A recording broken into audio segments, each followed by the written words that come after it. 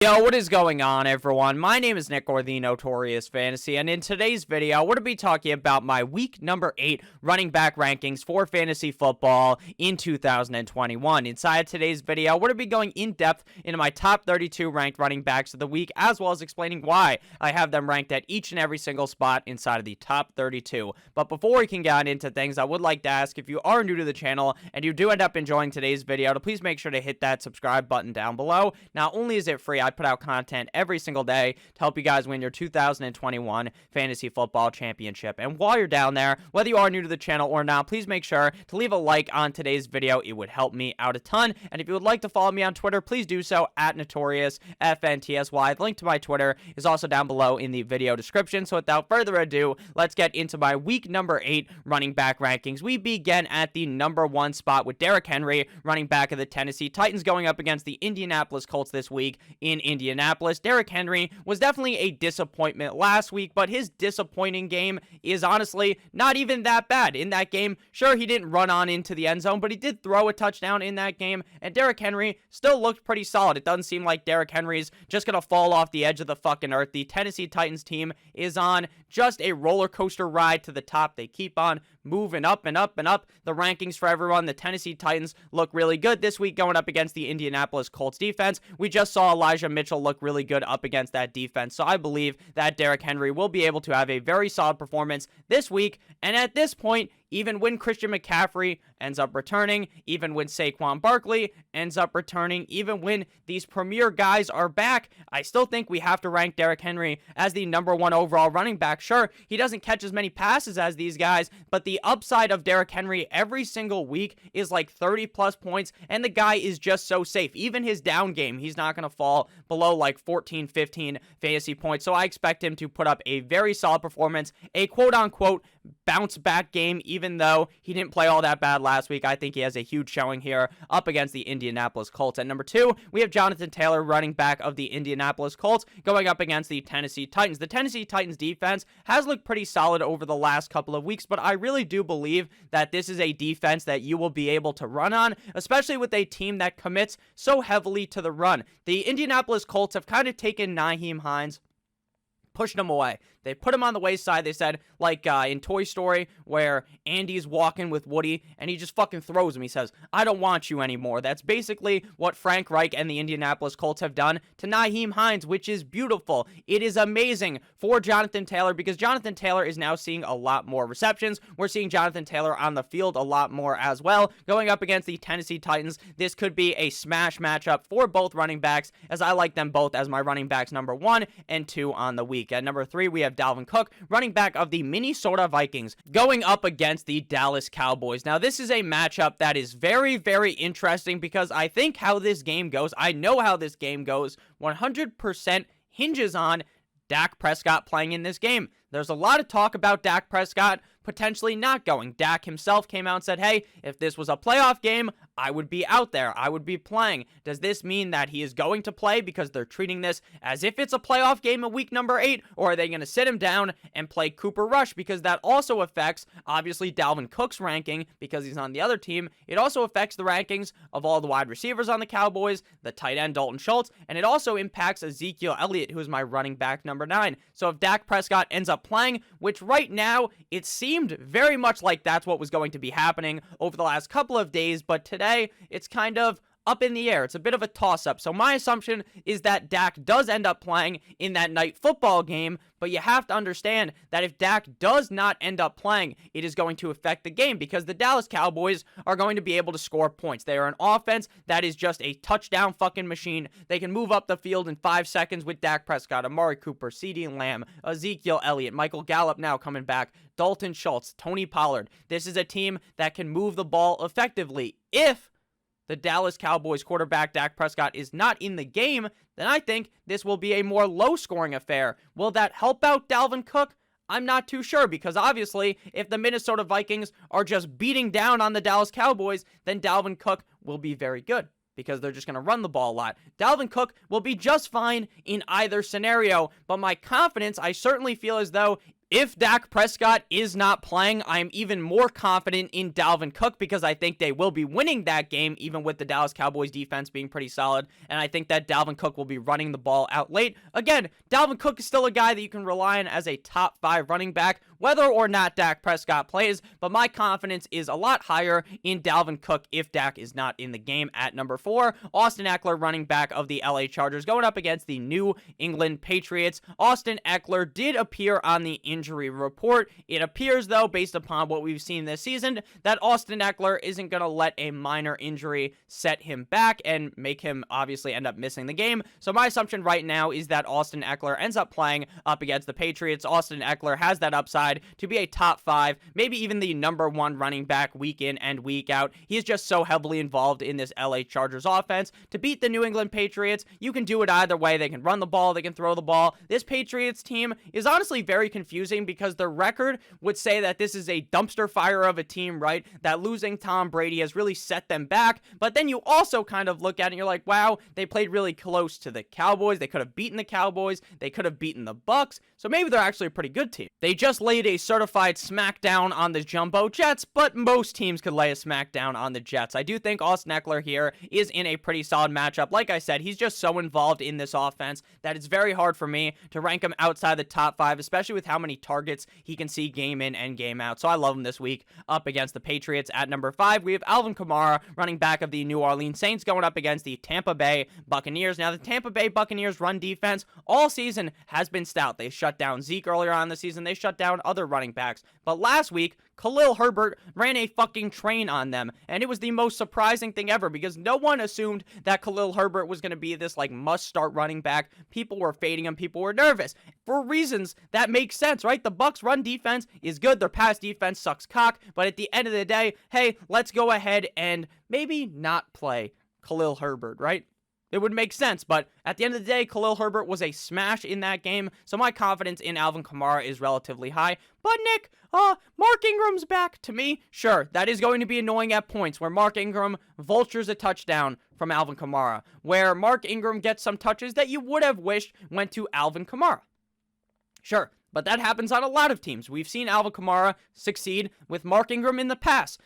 Mr. Big Trust Woo Woo and Alvin Kamara played on the same team, and Alvin Kamara was still dominant in fantasy football. Maybe this move to adding Mark Ingram to the team actually helps Alvin Kamara because now he is not getting as many rushes, but he's at the same time going to be seeing more receptions, which will help out his fantasy value. So I like Alvin Kamara this week up against the Tampa Bay Buccaneers. He went off last week up against the Seattle Seahawks. At number 6, we have Deandre Swift, running back of the Detroit Lions, going up against the Philadelphia Eagles. I was completely wrong on Deandre Swift. I thought that, hey, the fact that the Detroit Lions offense is going to be bad, which is true, and the fact that Dan Campbell was talking about a hot hand approach, that maybe with the injury coming into the season for Deandre Swift, that was going to impact maybe Jamal Williams would see more touches. And then in week number 1, I'm like, holy shit. I was right. We were seeing a lot of Jamal Williams in that game up against the 49ers. But then after that, it's been the DeAndre Swift show. It doesn't matter if this team is down by 1,000,000. They're still going to be giving the ball to DeAndre Swift. So you have to rank him very highly here this week. My running back number 6. At number 7, we have Darrell Henderson, running back of the LA Rams, going up against the Houston Texans in Houston last week. Everyone was banging the drum aggressively for Darrell Henderson, and it made sense, right? He's going up against that bad Detroit Lions defense. This should be positive game script for him. Instead, Matthew Stafford carved him up like a fucking pumpkin. He absolutely torched his former team and had a great game. Darrell Henderson, not so much. But again, when Darrell Henderson disappoints, he's not going to disappoint in a big way, right? He's not just going to score 4 points if he has a bad game, right? He's still going to be able to get 12, 13, 14, 15 plus points. Here up against the Houston Texans, his ceiling might be 25, 30 points if he's able to get into the end zone multiple times. So I like Darrell Henderson a ton this week. Before we get into Joe Mixon, I would like to ask if you guys have ended up enjoying thus far, to please make sure that you do hit that subscribe button down below. I would appreciate it a ton. Make sure you hit that like button down below as well. Joe Mixon going up against the Jets in New York, or technically in New Jersey, because that's where the stadium is. Any running back going up against the Jets, you just start him. It's that simple. The Jets are a complete and utter, unmitigated fucking disaster. They are so bad. They are terrible. Their starting quarterback this week is Mike White. The Cincinnati Bengals look like one of the best offenses in the NFL. They look amazing. So what do you think one of the best offenses in the NFL is going to do to the sorry-ass Jumbo Jets? Joe Mixon is going to spread their cheeks and absolutely clap them all night long. I expect Joe Mixon to put up a chef's kiss, magnifique performance in this game up against the Jets. You just have to play a running back going up against the Jets, and you got to rank them highly, especially one with the skill set of Joe Mixon. At number 9, we have Ezekiel Elliott, running back of the Dallas Cowboys, going up against the Minnesota Vikings. Now, again, does Dak play? Does Dak not play? If Dak doesn't play, then things might get a little bit icky in this game, might get a little bit dirty, and Ezekiel Elliott may not be seeing as many rushes, because you would think, hey, if Cooper Rush is the starting quarterback of the team, then maybe they want to run the ball more. And sure, maybe that would be true at the beginning of the game, but what if the Vikings are putting up points?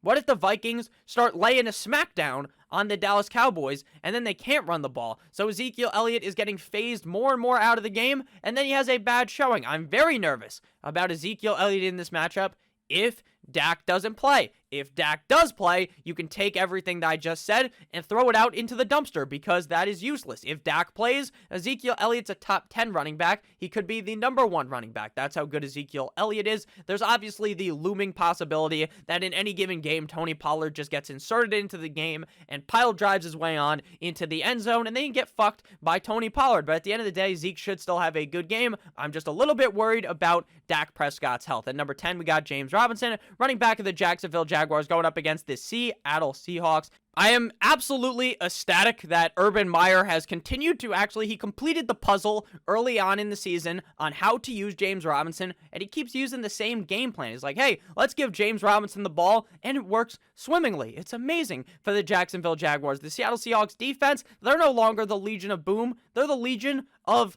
I don't even know. I can't even make a joke on that. The Legion of a dog shit defense. That's not even funny. They're just that bad. They are so bad that I can't even think of a funny nickname to give them. The Legion, I don't know. I'm not even going to try again. Let me know down below what we should call the Legion of Boom, because they're just not that anymore. The Seattle Seahawks defense is bad against the pass. It's bad against the run. I expect James Robinson to have quite the solid performance this week, and that might be even underselling James Robinson, because this could be one of his best weeks on the season. Next up, we move to 11 through 20 at the running back position. Number 11, we got Najee Harris, running back of the Pittsburgh Steelers, going up against the Cleveland Browns in Cleveland. Last week, the Cleveland Browns let Javonte Williams and Melvin Gordon run a train on him. But now, instead of a double-headed train, it's just one man. It's Najee Harris, running back of the Pittsburgh Steelers, who is very heavily involved in this Steelers offense. I've kind of pointed this out throughout the season, that even when Big Ben was playing like just terrible, like it looked like he had no idea what he was doing out there on the field, that Najee Harris was still able to perform because of the fact that Big Ben just likes dumping the ball his way. So even if Big Ben does detract from what we've seen the last couple of games where he's actually looked pretty solid, then Najee Harris is basically immune from Big Ben's bullshit. So at the end of the day, I think Najee Harris should be in for a pretty solid showing this week up against the Cleveland Browns defense. At number 12, we have Darrell Williams, running back of the Kansas City Chiefs, going up against the New York Football Giants on Monday Night Football. I think a lot of people are going to fret. They're going to shiver a little bit. They're going to get a little bit worried about Darrell Williams, because, hey, Darrell Williams screwed them over last week, and I understand. Everyone assumed that was going to be a fine game script for Darrell Williams and the Kansas City Chiefs, but they were getting soaked all game long by the Tennessee Titans. They were getting eviscerated. So at the end of the day, they weren't able to commit to the game plan, commit to the run, give the ball to Darrell Williams. Now imagine this week up against the Giants. You would be hard, in my opinion, I would be fucking shocked. I would be impressed if the Giants were laying such a smackdown to the Chiefs where they couldn't commit to the run, where they couldn't give the ball to Darrell Williams. So my belief is that Darrell Williams has a much better showing this week and does have that top 12 potential. Moving to number 13, we have Nick Chubb, running back of the Cleveland Browns, 9-inch Nicholas, going up against the Pittsburgh Steelers. Now the biggest question here is Nick Chubb coming off of the injury. That's great and all, right? He's going to play and you're going to start him. But the question is, how involved is Nick Chubb? Is Nick Chubb going to be the clear workhorse here, right? Because there is no Kareem Hunt. Dearness Johnson ran a train on the Denver Broncos, and that was great. That was all fun and games.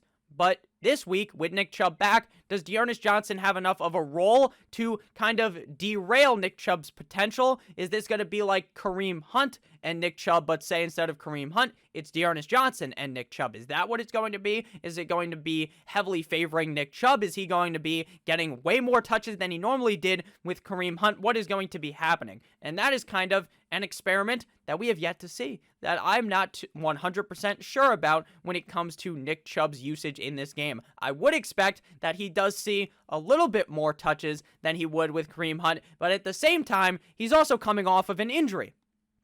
So you have to bake that into the equation as well. So I like Nick Chubb, but I'm not 100% like, holy shit, he is going to have just a stranglehold over this offense. I do believe D'Ernest Johnson will be pretty involved in this offense. At number 14, we have Cordero Patterson, running back / wide receiver of the Atlanta Falcons, going up against the Carolina Panthers. At this point in the season, you just have to rank Cordero Patterson inside of the top 14, top 12, top 10. I ranked him inside, I think, the top 5 last week. This is a guy that just gets so many looks in this offense.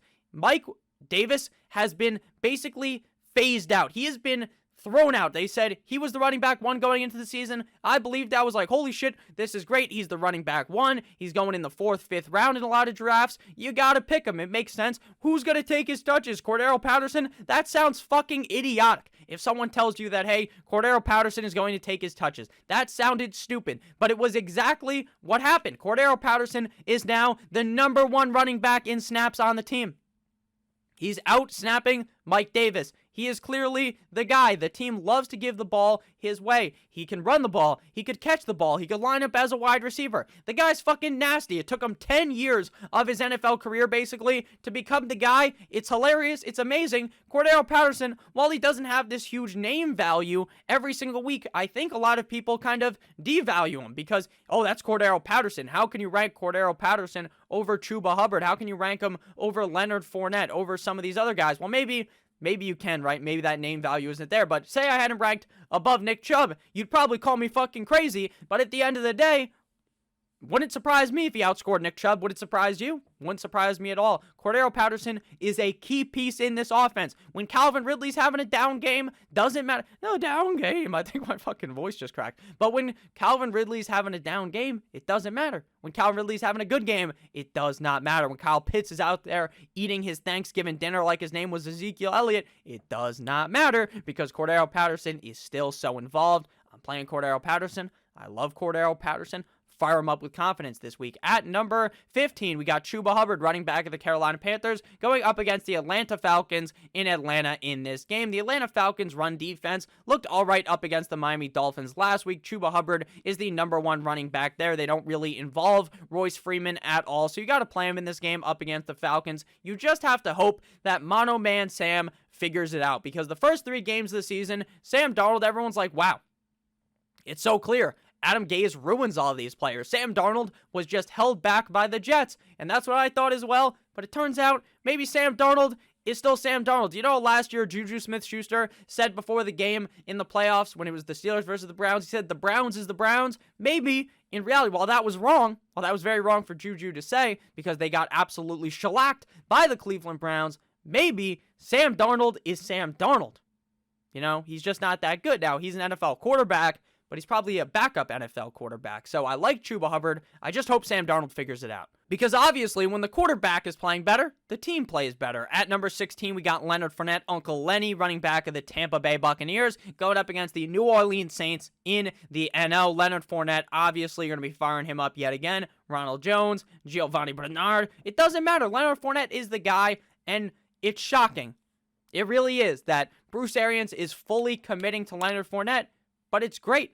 This could be a game where they run a train on the Saints. I'm kind of backtracking a little bit on my rankings. Not that it's even backtracking, right? No one would have expected Leonard Fournette to be ranked inside the top 18, or most people, when you were drafting. You were like, oh, Leonard Fournette, that's a guy, he's like running back 30, maybe 34 every single week. No.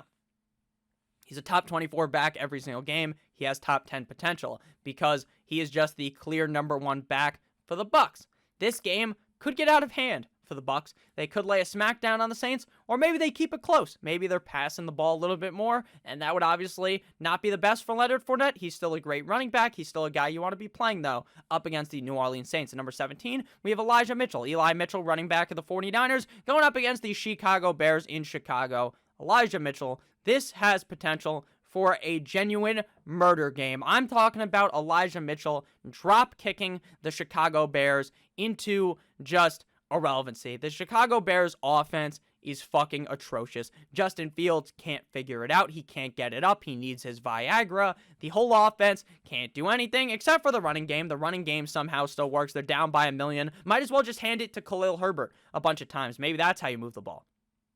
The 49ers, that offense looks good. Elijah Mitchell and Jonathan Taylor had the same amount of rushes, the same amount of rushing yards, and the same amount of touchdowns last week. Elijah Mitchell seems like he's the clear number 1 running back for the 49ers. The only thing that spooks me, that frightens me a little bit about Elijah Mitchell, is I know that the 49ers, Kyle Shanahan, they're still... that's still Kyle Shanahan. There's still a chance that Elijah Mitchell somehow gets dethroned in this game by Trey Sermon, by Kyle Juszczyk, and they get touches in the game. Now, is that 100% going to happen? Probably not. I do believe Elijah Mitchell is the main guy, but that is still a thought that's revolving around my head. At number 18, we move to Kenneth Gainwell, running back of the Philadelphia Eagles, going up against the Detroit Lions in Detroit. With Miles Sanders now put on the short-term IR, it's going to be not 1, not 2, but at least 3 games out from Mr. Kenneth Gainwell. He'll probably won't be missing all that much time after that. I assume it'll be a 3-week absence since they said the short-term IR. Miles Sanders was a guy that they reported earlier on in the week to miss 2 or 3 games, so that was pretty accurate. So Kenneth Gainwell is now going to be the number 1 running back on the team.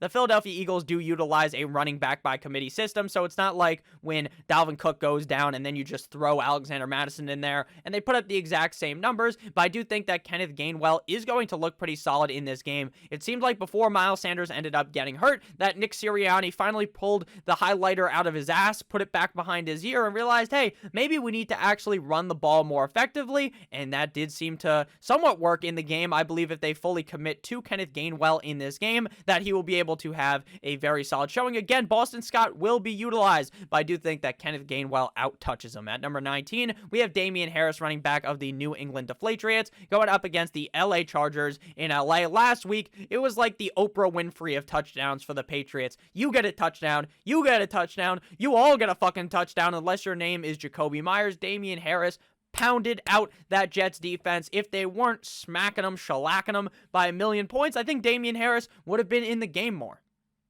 Because Damian Harris has been dealing with injuries. Why risk an injury when you're beating down relentlessly on the Jets, right? It just makes sense to not have him in there 100% of the time. Damian Harris is the clear lead back for the team. Going up against the Chargers isn't the most ideal matchup, but he is still getting so much usage that does warrant him being a top 20 running back. Closing in the top 20, we have AG, Antonio Gibson, running back of the Washington football team, going up against the Denver Broncos in Denver. With Antonio Gibson, he is clearly dealing with the shin injury, and I don't understand why Riverboat Ron Rivera doesn't just sit this man down and say, hey, sit on the bench. You're still our starting running back. You're banged up. Let's not use you. Let's let you sit down. Let's let you get healthy. That makes sense, right?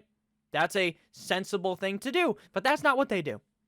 That's not what they're going to do. So at the end of the day, while I worry about Antonio Gibson, I feel as though you have to start him, because he's still the main back on the football team, and the football team could keep this game close. Now to running backs 21 through 30. Again, if you have ended up enjoying, make sure to hit that subscribe button as well as hitting that like button down below. It helps me out a ton. 21, we got Devonta Booker, running back of the New York Football Giants, going up against the Kansas City Chiefs. If this is Saquon Barkley, that's when the rankings change. Saquon, just to mention, oh, fuck, I messed up because we're already like 25-ish minutes in this video. Someone's going to comment, oh, man, where are the running backs that played on Thursday night? Did you just not rank them? This guy's a fucking idiot. Why doesn't he have these guys in the rankings? They're not in the rankings, and I've explained this so many times, but I'll explain it in every video, because if they played on Thursday night, and you're looking to set your lineup on, today's Friday, you're looking to set your lineup on Sunday, you watch this video on Sunday, you want to know who you're not going to be able to throw into your lineup? Chase Edmonds and James Conner. That's who you're not going to be able to put in your lineup. So why would they even be in here? Why would I want to rehash what already happened to me? That seems a little bit stupid, so I don't do that. So at 21, we got Devonta Booker. If he plays, he's going to have a solid showing up against the Kansas City Chiefs. The Chiefs' run defense, the pass defense is just so bad. It's just so bad. It's so funny in every game. I don't know if you guys are on TikTok, but they always edit the clip in of Tyrann Mathieu where he just looks so pissed off. He's like, what is everyone doing? And it's like the clip from Call of Duty where it's like, where's my team? Where's my team? Where's my team? As fucking just some other offensive player on the other team just runs right past everyone. He's like, where's my team? It's so funny. I don't know why it makes me laugh every time. The Chiefs defense is complete and utter dog shit. I think 21 is a very modest ranking for Devonta Booker. I'm not going to go 100% bullish on him like I have the last couple of weeks because he hasn't looked amazing. But obviously, if Saquon Barkley plays, you got to throw him inside of the top 10. At number 22, we got Zach Moss, running back of the Buffalo Bills, going up against the Miami Dolphins. As a Dolphins fan, not wearing my Dolphins hat today. Just put it down in shame. I went to put it on, and I felt a tear flow down my eye. I said, oh man, I don't want to fucking talk about the Dolphins, but guess what? I make fantasy football videos. I have to talk about the Dolphins, and the Dolphins are a dumpster fire. The defense sucks absolute donkey cock against the run. Expect Zach Moss to run a train on the Miami Dolphins at running back number 22. Now, the reason why he's so low is because they still do use Singletary, and Josh Allen could also just vulture all the touchdowns. At number 23, we got Juice Khalil Herbert, running back of the Chicago Bears, going up against the 49ers. Damian Williams gets activated last week. Doesn't matter at all. Khalil Herbert is the guy up against a tough Bucs defense. No, so why do you have him ranked as 23 this week? Because I'm a little bit worried that now that Damian Williams is probably 100% healthy, that maybe he sees more usage. That's just a thought process I've had. I still like Khalil Herbert. I just don't love him this week up against the 49ers because it's hard to play a running back on a team that is as bad as the Chicago Bears. At number 24, we got Alex Collins, running back of the Seattle Seahawks, going up against the Jaguars. The reason why he's ranked highly is the matchup. The reason why he's also ranked pretty low is because Geno Smith is his quarterback. And while I think the Seattle Seahawks could easily pound the Jaguars without Russell Wilson, it's kind of worrisome. Even though the Jags defense isn't very good, it still scares me. It really does. And it seems like DJ Dallas is getting work. These other running backs behind him are going to get work. Rashad Penny. So that kind of devalues him. At 25 and 26, we got the Broncos running backs up against the Washington football team. Williams and Melvin Gordon, they formed that Eiffel Tower. Bang! Over the Cleveland Browns defense as they both scored a tutty in that game. That's great. Now up against Washington, they could do the exact same thing, but every week, how do you project these guys? It's basically a 50-50 split. Whichever one moseys on into the end zone, whichever one gets maybe that extra target or two is going to kind of get the neck up over the other one. But who's that going to be this game? Who knows? Who knows? So I like both of them, but if they, just weren't on the same team, they'd both be amazing for fantasy football. At number 27, we got Michael Carter, running back of the Jets, going up against the Cincinnati Bengals. For Michael Carter, the issue is that he's on the Jets. The upside is that he's the clear number one running back, and I think a lot of people are sleeping on Michael Carter this week, but maybe I'm sleeping on him too, right? Running back 27, that's pretty low. But it's also pretty high considering how bad the Jets are with Mike White. If Zach Wilson was in the game, I think I would have bumped him up a little bit. But with Mike White under center, pretty scary to be starting any of these Jets players. At 28, we have Myles Gaskin. That bitch, Carol Gaskin, running back in the Miami Dolphins, going up against the Buffalo Bills. Now, with Gaskin, we just have no idea what to think. Let's be honest with you. What are we supposed to do? What are we supposed to do? He has these good games where he looks great because they give him the ball. And then there's the other games where he's just all the way back here, not getting any touches, getting nowhere near the game. I don't get it. Brian Flores, these offensive coordinators, they're all a bunch of bozos. Fire everyone. Give Myles Gaskin the ball, I hope. I hope they give him the ball because otherwise, running back 28, that's a little ambitious. At 29, we got J.D. McKisson-Titties, running back of the Washington football team, going up against the Broncos. McKissick. Every week, this man's workload is as confusing. It's basically just like Myles Gaskin. There's some games where J.D. McKissick is catching a million balls. There's other games where they don't use him at all. It's all Gibson. And it's very confusing. Because if they just would sit down Antonio Gibson, then it would be, hoorah, let's all start J.D. McKissick. But until they do that, I think it's very nerve-wracking to play McKissick. With that said, though, the upside is always there with McKissick. At number 30, we got Tony Pollard, running back of the Cowboys, going up against the Vikings. Tony Pollard is the backup running back. A lot of people, they try to talk themselves into him, but if Dak doesn't play, there's literally no way you can play him. Because Cooper Rush isn't that good, and they might get smacked by the Vikings. That's kind of my thought process on it. But there's always the chance he moseys his way on into the end zone and vultures Mr. Ezekiel Elliott. At number 31, we got Samaje Perine, running back of the Bengals, going up against the Jets in New York. The upside here is that Joe Mixon he's pounding them all game long, and he's tired. He's exhausted. He just went 40 minutes into Pound Town on that Jets defense. They take him out, and it's Perine. But in reality, that may not even need to be the scenario, because over the last couple of games, Perine has got usage while Joe Mixon was healthy, perfectly fine in the game. So I like Perine this week. I feel very ambitious about Perine, but I understand that he's also the backup running back. But against the Jets, definitely a start-worthy guy. At number 32, we got Devin Singletary up against the Miami Dolphins. Again, I think Zach Moss is better than him, but there's always the chance that Singletary just gets that touch. Gets that one touch that he can take to the house, gets the touch on the goal line, and ends up scoring a touchdown. Going up against the Dolphins, there's going to be tons of touchdowns to go around, just like Oprah Winfrey, like I was talking about earlier. You get a touchdown, you get a touchdown, you all get a touchdown. I don't love Devin Singletary, but I do understand the upside in this matchup. So thank you guys all so much for watching. If you did end up enjoying, please make sure to hit that subscribe button down below, as well as hitting that like button. I love you guys all so much. I hope you have a great rest of your guys' day, and as always, good boy.